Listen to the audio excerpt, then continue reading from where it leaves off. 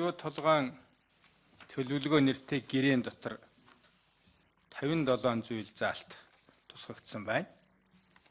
За үүнээс бол одоо 30 зүйл заалтын бол одоо харилцсан хяналттайгаар одоо ингээ хэрэгжүүлээд явах болцоотой ийм заалтууд байна. Энэ нь одоо оюутлогын бүтээн байгуулалтын үйл явцыг төрөгдөх. За түр өдөр мэдээлэл тодорхой дурдлаа Монгол улсын бүх холбогдох хууль тогтоомжийг дагаж мөрдөж ажиллах гих жишээтэй заалтууд бий. Энэ заалтын хүрээнд бид нар одоо бүтээлчээр хандаж хоёр тал одоо хүлээсэн үүргээ жигд сайн биелүүлэх бололцоог хангаж ажиллах шаардлагатай юм аа. Урд өмнө нь бол хөрөнгө оруулалтын гэрээ бусад хуулиуд зөрчигдөж яхад бид нар одоо нөгөө талдаа шаардлага тавьж чаддаггүй. Хуулиа хэрэгжүүлүүлж чаддаггүй байсан дутагдлыг давтахгүй байхад анхаарах ёстой гэж үзэж байгаа юм. За ийм 30 заалт бий. За 27 заалтыг бол зайлшгүй дахиж наривчилж тодтогдох шаардлагатай юм заалтууд байгаа. За та бүхэн засаг цэгмэн гэсэн сайтнаас энэ Дубайд тохирсон тохиролцоог одоо бүрэн ихээр нь авч үзэж болно. За энэ дээр бол энэ бүх заалтууд бий. За энэ 27 зүйл заалтын дотроос 5 заалтыг бол хүлээн зөвшөөрөх боломжгүй гэж бид үзэж байгаа. Яагаад гэвэл энэ өөрөө эдийн засгийн сөрөг үр дагаврыг өөр араасаа дагуулна. Монголчууд бидэнд бол одоо ихээхэн хохирлтой. Энэ одоо оюутлогын төслийн үр өгөөжийг ихээхэн бууруулах ийм зүйл заалтууд бий. Тийм учраас эдгээр заалтуудыг нэн даруй хугацаа алдалгүй нэн даруй хүчингү болгох ёстой гэсэн заалтууд байна. За энэ ямар заалтууд байна? 4-3А гэдэг заалт бий. Энэ ил уурхайн үе шатны зардал бүгдээрээ батлагдсан төлөвлөгөө техник эдийн засгийн үндэслэлийн дагуу хийгдсэн санхүүгийн тайлангуудад үнийн зөв тусгагдсан гэсэн ийм заалт байна. Тэгэхээр энийг бол одоо хүлээн авах болцоогүй. Яагаад гэвэл техник эдийн засгийн үндэслэл их хэмжээгээр хэтэрдсэн байгаа. 1.4 тэрбум доллараар одоо зардлаа хэтрүүлсэн байгаа. Дээрээс нь санхүүгийн тайлангуудыг бол одоо үнийн зөв хууль журманд нийцүүлэн гаргаагүй. Ийм учраас 2010 оноос хойш хугацаанд санхүүгийн тайлан нь бол одоо нэгэнч баталгаажаагүй байгаа. Ягаад гэвэл их хэмжээний зөрчилтэй учраас тэр. Тэгэхээр энийг одоо ингэж үнийн зөв тусгагдсан байна гэж хүлээж авах бололцоо бол байхгүй гэдгийг бол одоо бид зарчмын хувьд хэлж байна. За хоёрдугаар заалт бол 4-3-Б гэсэн заалт бий. Ил уурхайн үе шатны зардалтай холбоотой сөрөг үр дагавар бүхий дүгнэлт талуудын хооронд үл ойлголцол байхгүй гэж өгдөөгүй хүлээн зөвшөөрсөн байгаа юм. Энэ дээр бол харин одоо эдийн засгийн сөрөг үр дагавартай дүгнэлтүүд бий. Хоёр талын байр суурь эрс ялгаатай байгаа. Тийм учраас ийм дүгнэлтийг бид хүлээж авч болохгүй маа гэж. За энэ нь одоо яагаад ийм болов? Энэний цаана мөнгөөр илэрхийлвэл юу байна гэдгийг хэрвээ та нар сонирхол би өөр арга хэмжээ нэг бүрээр нь та бүхэн танилцуулж болно. Яагаад гэвэл одоо өнгөрсөн 2 жилийн дотор засгийн газраас одоо 3 сайд хамтарсан тушаал гаргаж тал талын мэрэгжлийн байгууллагуудыг оролцуулсан ажлын хэсэг томилж ажилуулсан баримтын шалгалт хийсэн. Энэ шалгалтыг анханаас нь эхэлж үйл ажиллагааг нь хянаж зохицуулж удирдах дүнгийн гаргах энэ ажлыг одоо гардан зохион байгуулж ясны хувьд надад бол маш хатуу итгэл үнэмшил байгаа. Яагаад гэвэл энэ тайлан дотор манай Монголын талын эрх ашгийг ноцтой хохироосон олон зүйл заалт бий. Олон үйл ажиллагаа байгаа. Нэгдгээд хэлэхэд 1.8 тэрбум долларын санхүүгийн зөрчил илрүүлсэн. За энэ зөрчил одоо юу байна? Ямар одоо зүйлүүд байна гэдгийг бол одоо би та бүхэнд бас дэлгэрэнгүй танилцуулж болно. За дараагийн заалт 5 заалтыг тавуулан хэлж гисэн шүү дээ.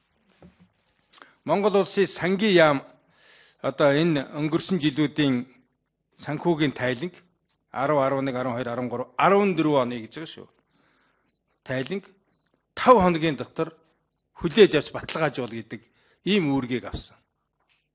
Энэ үл өөрөө Монгол улсын хуулийг ноцтой зөрчиж байгаа. Ягаад гэвэл санхүүгийн тайлан балансыг хүлээж авдаг, баталгаажуулдаг бүх процесс хуулиар тодорхойлогдсон байгаа. Дээрээс нь санхүүгийн ийм их зөрчилтэй өртөг зардал нь 1.4 тэрбум доллараар гитэрсэн. Дээрээс нь нэмээд 1.8 тэрбум долларын санхүүгийн зөрчил нотлогдсон. Тайлан балансыг шууд батлана гэдэг бол энэ өөрөө ноцтой үр дагавар араасаа дагуулна. Энэ батлагдсан хэмжээгээр Монголын талд бичигдэх зээл нэмэгдэнэ. За тэр зээл бичигдсэн өдрөөс эхлээд хүү тооцно. За энэ хүү бол нэг улирал дуусангууд бодогдож исэн хүү үндсэн зээл болж зээлийн үлдэгдэлд тооцогдоод ахиж дараагийн улирал шинээр хүү тооцно. Гэх жишээтэй санхүүгийн үр дагавар бол арифметикийн биш геометрийн прогрессор өснө. Ийм ноцтой үр дагавартай тайлан балансыг баталгаажуулах үүрэг хүлээж авч байгаа нь бол Монгол улсын хуулийг зөрчнөө гэж үүрэг авч байгаа ноцтой заалт байна. За дараагийн 4-5-ын АБ гэсэн заалтууд байгаа. За энэ бол